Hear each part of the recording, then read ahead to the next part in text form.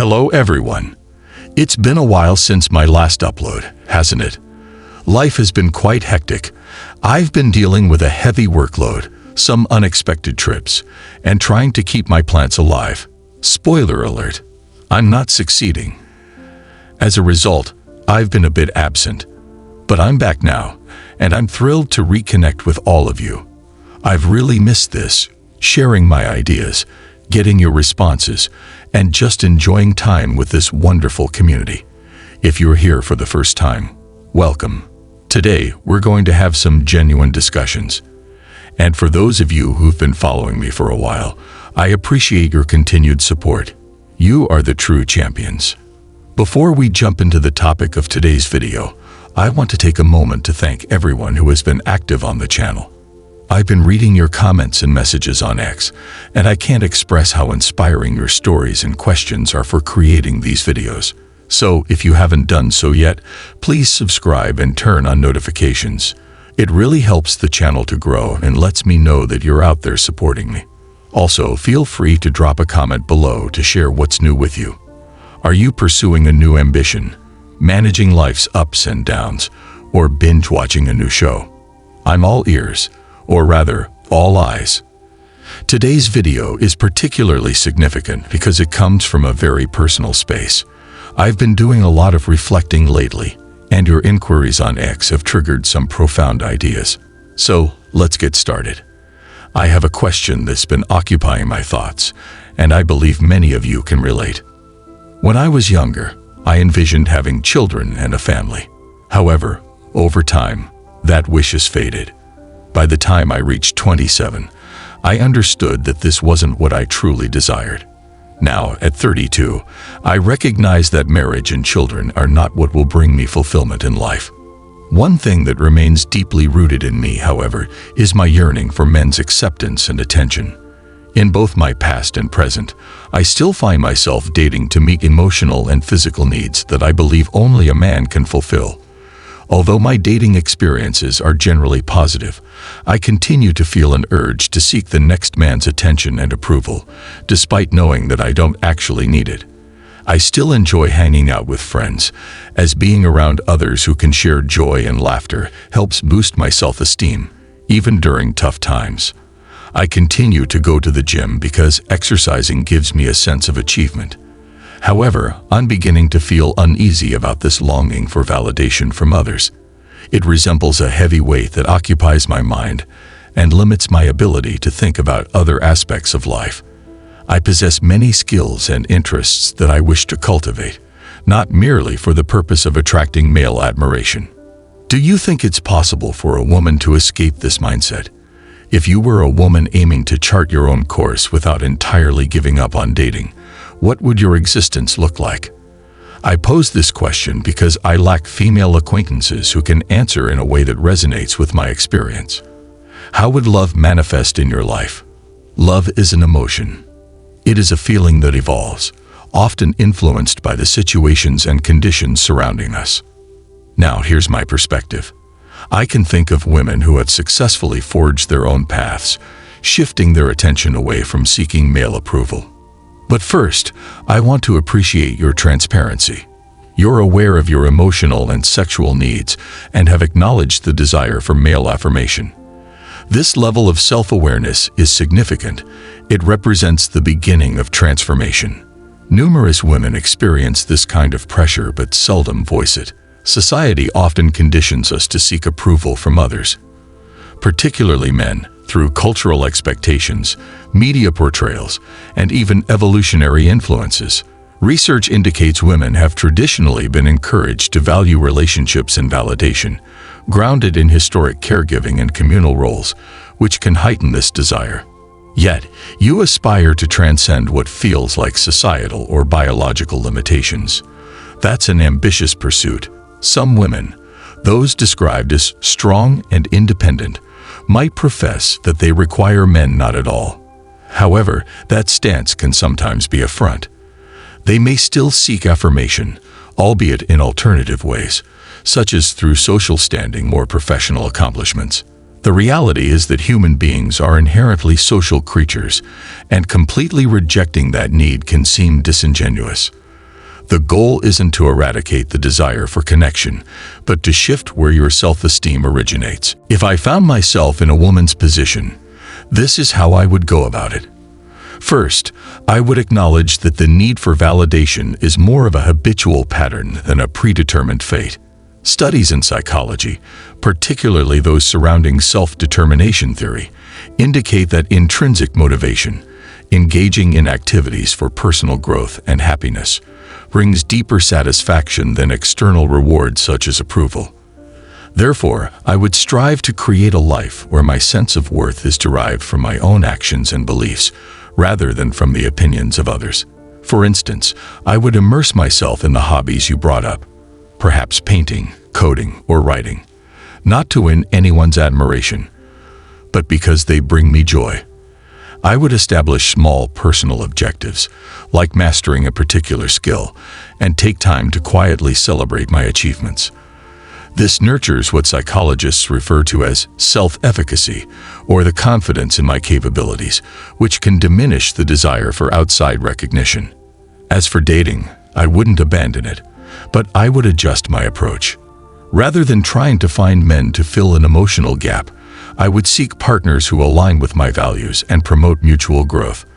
I would reflect on questions such as, does this individual value my independence? Do they encourage me to improve? I would steer clear of relationships that feel more transactional, where my self-worth seems linked to the amount of attention I receive. Research into attachment theory indicates that healthy relationships, grounded in mutual respect rather than dependency, can cultivate emotional strength. Thus, I would engage in dating with purpose, not merely as a means to validate my self-worth. You expressed feeling that this need for others' approval acts as a block occupying mental space. This suggests it has formed a cyclical mental pattern. A productive way to overcome it is through mindfulness techniques, such as writing in a journal or practicing meditation. These techniques can assist in observing your thoughts without criticism. For example, when you find yourself desiring a man's approval, you might jot down, what is it that I truly seek? Is it love, security, or merely a brief boost of validation? Over time, this practice can help rewire your mind to prioritize internal satisfaction. Cognitive behavioral therapy, CBT, strategies, like challenging negative self-perceptions, might also be beneficial. If you think, I'm only worthwhile if men notice me, you could counter that thought with facts. I accomplished X at work, and I felt proud even without anyone else's acknowledgement. Now let's discuss women who embody this idea. You mentioned not knowing anyone relatable, but history and culture provide many examples.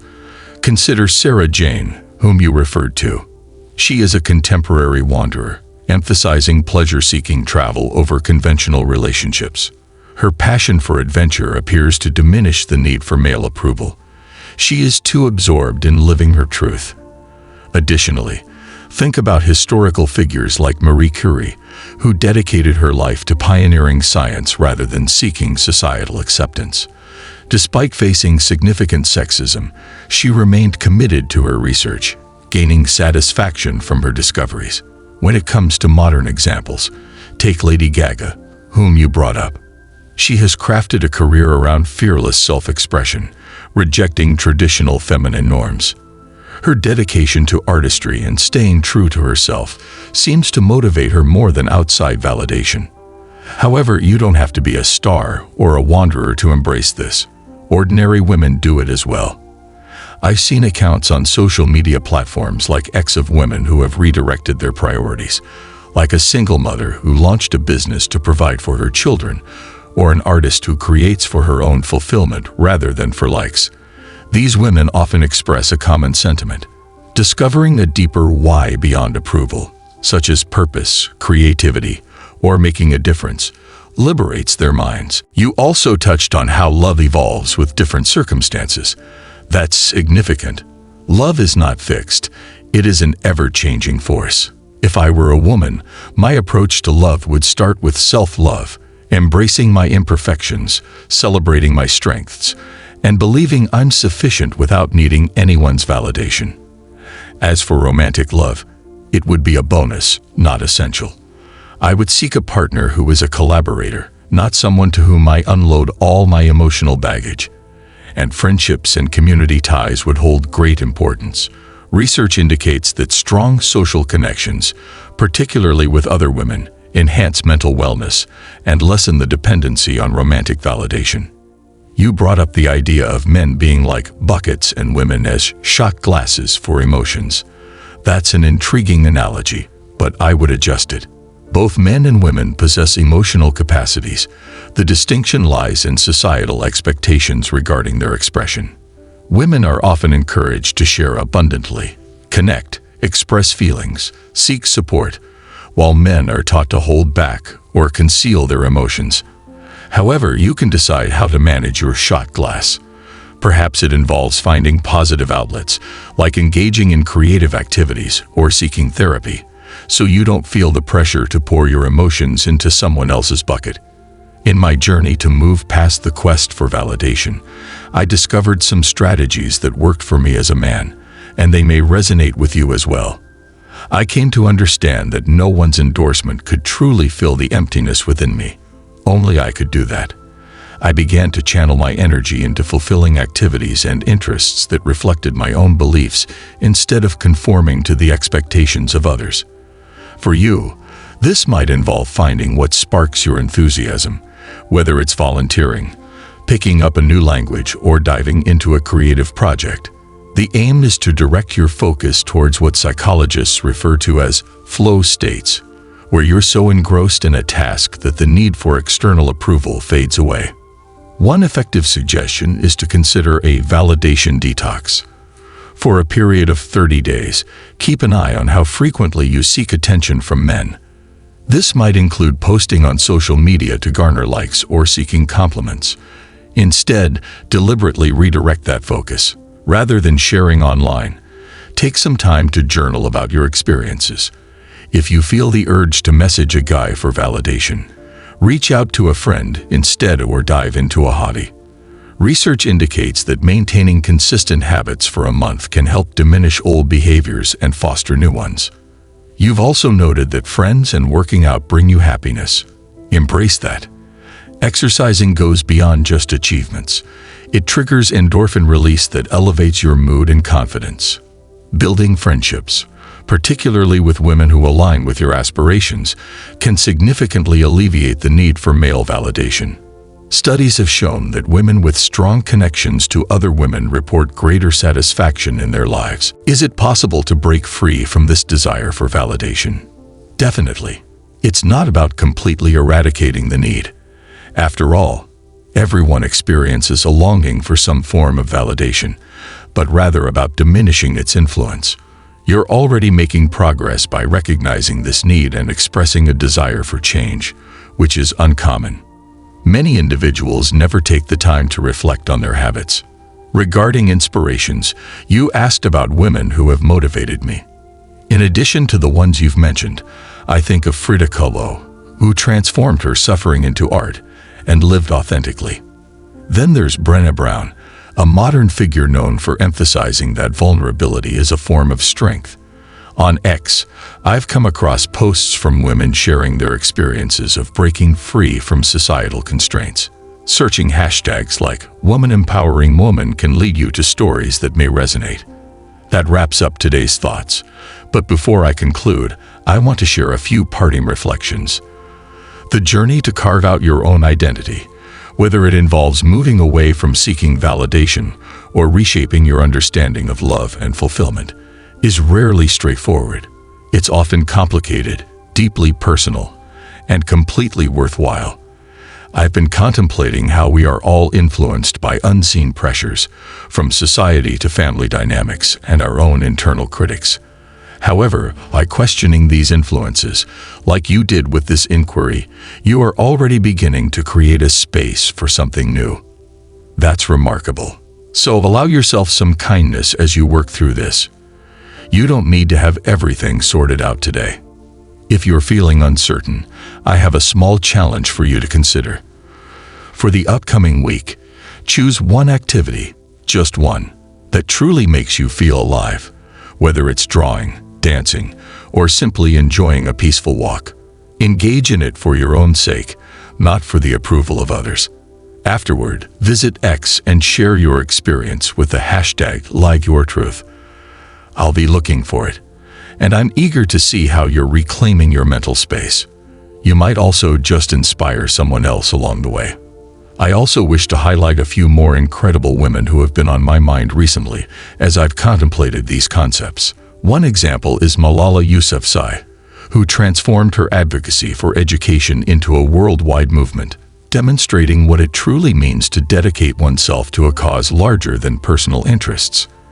Additionally, there's Issa Rae, a creator who established her own space with Insecure by sharing narratives that don't conform to the typical Hollywood standards. These remarkable women inspire me to remember that you don't need to follow someone else's path. You have the power to create your own. Ultimately, that's my wish for each of you watching. Discover your story, ignite your passion, and pursue it wholeheartedly.